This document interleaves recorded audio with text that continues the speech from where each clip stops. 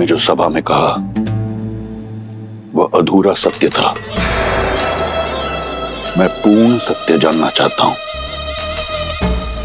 तुम्हारे साथ दंडक में क्या हुआ शूर्पणखा? सत्य यह है कि मैं आपको दिया हुआ अपना वचन पूर्ण करना चाहती थी भैया। संसार की हर सबसे सुंदर वस्तु का स्वामी है मेरा भाई, परंतु यदि संसार की सबसे सुंदर स्त्री उसके पास ना हो तो ये गर्व अधूरा है भैया। और उसी को पूर्ण करने के लिए मैं सीता के हरण के लिए गई थी और मेरा पुत्र शंभु मेरे इस उद्देश्य को पूर्ण करने के लिए मेरे साथ गया था, परंतु उस राम ने मेरे पुत्र के प्राण हर लिए और मुझसे मेरा मान अपने भाई के लिए संसार की सबसे सुंदर स्त्री को लेने गई थी, परंतु अपना सौंदर्य खोकर लौट आई। किंतु मैं हार नहीं मानूंगी भैया। रूप गया तो क्या, परंतु मैं वचन नहीं जाने दूंगी। फिर से स्वस्थ होकर मैं फिर जाऊंगी, या तो उस राम का अंत करके सीता को अपने भाई लंकेश को सौंपूंगी, या तो फिर उसके हाथों मारी जाऊंगी। अपने भाई के आनंद के लिए कुछ भी करने को सज्ज हूं मैं। तुम्हें कुछ करने की आवश्यकता नहीं। उस वनवासी के साथ क्या करना है वो मार्ग मैं निकालूंगा। लंका और लंकेश के सम्मान को पुनः लौटाने का केवल एक ही मार्ग है भैया, राम का वध और सीता का वरण।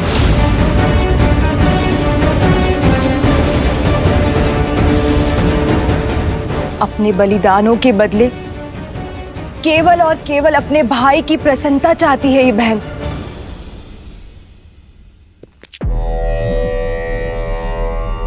तुम्हें न्याय मिलेगा और लंका को उसके अपमान का प्रतिकार।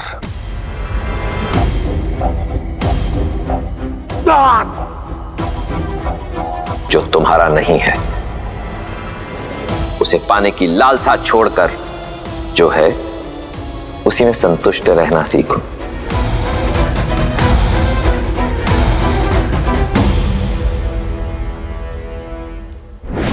जब मन में संशय का नाद हो तो न्याय का डंका नहीं बजता है। मैं जानती हूं भैया कि महादेव को दिए हुए वचन के कारण आप चिंतित हैं, परंतु अब तो वो भी आड़े नहीं आएगा भैया, क्योंकि अब आप सीता पर दृष्टि नहीं डाल रहे हैं, आप प्रतिशोध ले रहे हैं अपनी बहन और अपने वंश पे किए गए अपमान का। आपके पास उत्तर देने के लिए है महादेव को कि आपकी बहन पर जो अत्याचार हुआ है उसका दंड दे रहे हैं आप राम को, उसके प्राण लेके।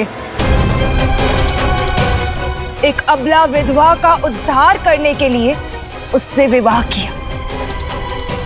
सीता लंका के स्वर्ण महलों में रहने के योग्य है, ना कि वन में दर दर भटकने के। सीता उस राम के योग्य नहीं जिसके तन पर ना तो वस्त्र है और ना पैरों में पादुकाएं। भैया, आप एक स्त्री को उसका अधिकार दे रहे हैं। एक स्त्री होने के नाते मुझे पूर्ण विश्वास है कि इस उपकार के बदले सीता सदा आपकी ऋणी रहेगी। हमें शीघ्र उत्तर देना चाहिए पिताश्री।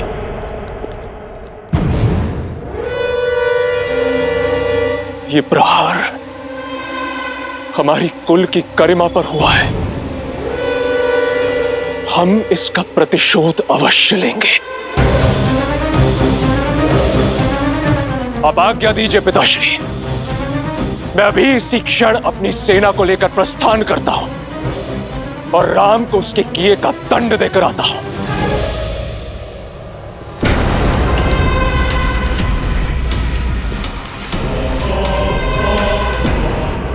मुझे तुम्हारे शौर्य पर गर्व है। भैया, इस विषय पर हमें शांति से विचार करना चाहिए। राम साधारण मनुष्य नहीं लगते। ताड़का, महाकपाल, विराट जैसे असुरों का अंत किया है उन्होंने। उन्हें हराना सरल नहीं होगा भैया। भैया, नीति तो यही कहती कि हमें राम से संवाद करना चाहिए, उनका पक्ष भी सुनना चाहिए। नारी का सम्मान करने वाले, अहिल्या को मुक्त कराने वाले धर्मात्मा ने किसी कारणवश शूर्पणखा पर प्रहार किया होगा।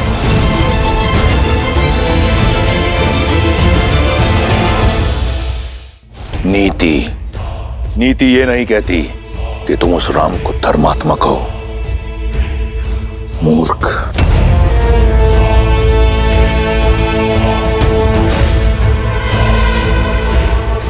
स्वामी, शूर्पणखा के साथ जो हुआ उससे मैं भी दुखी और उत्तेजित हूं, किंतु मुझे लगता है कि सत्य उससे अधिक बड़ा है जितना शूर्पणखा ने बताया।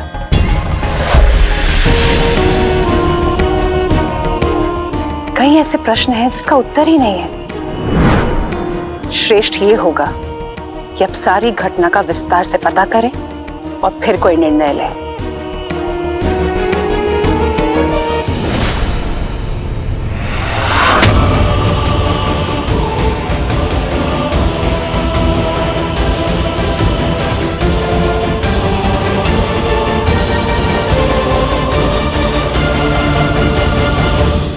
दो 210, 211, 212।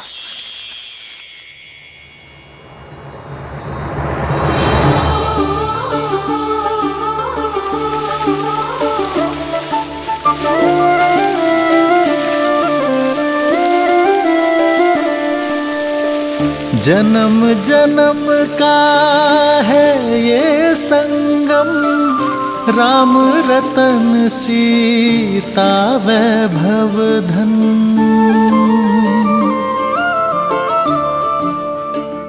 213, 214, 215, 216, 217।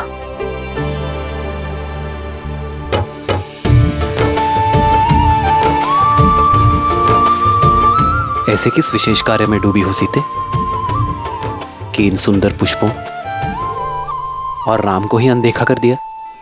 भविष्य में झांकने का प्रयास कर रही हूं। गिन रही हूं कि हमारे वनवास में कितने दिन शेष हैं। कब माताओं, भारत और शत्रुघ्न भैया और अपनी बहनों से मिल पाऊंगी। देखिए, वर्ष भर भी नहीं बचा। बस कुछ माह और फिर से अयोध्या की पावन माटी का स्पर्श होगा। फिर से मेरा भरत मेरी भुजाओं में होगा और फिर से मेरी माताओं के प्रेम का सानिध्य मिलेगा। हाँ, आपके नेत्रों में तो सुख दिख रहा है, पर मेरे सुख में चिंता दिख रही है। क्या बात है सीते? क्या तुम अयोध्या जाकर प्रसन्न नहीं होगी?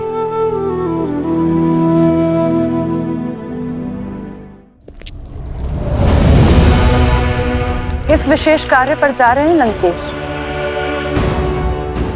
अचानक कहां प्रस्थान कर रहे हैं?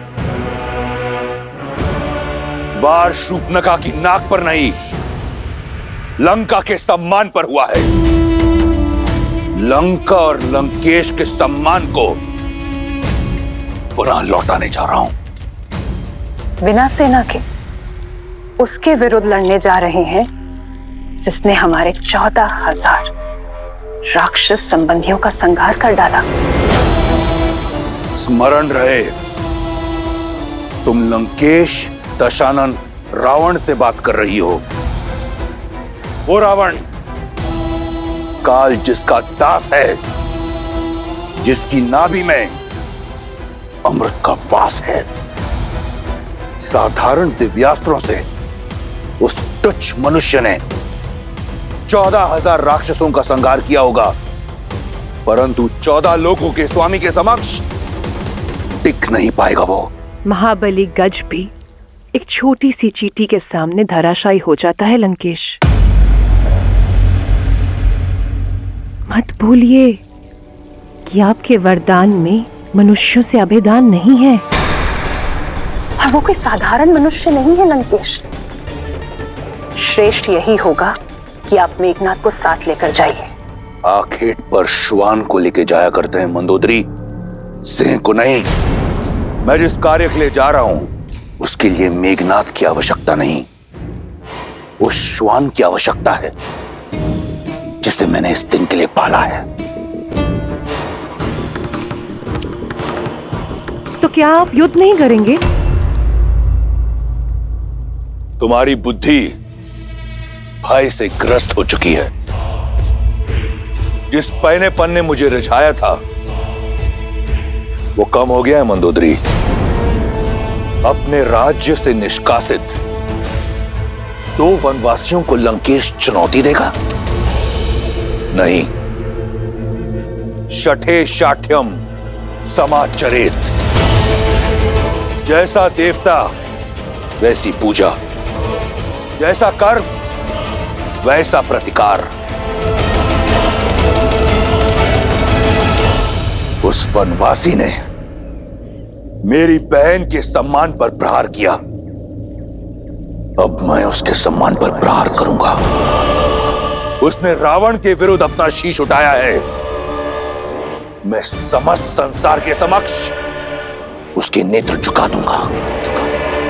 उसने ऋषियों की रक्षा का बीड़ा उठाया है, मैं उसे लज्जित कर दूंगा कि वो स्वयं के सम्मान की रक्षा नहीं कर पाया। अब ये युद्ध बाहुबल से नहीं, रणनीति से होगा। आप करने क्या जा रहे हैं लंकेश?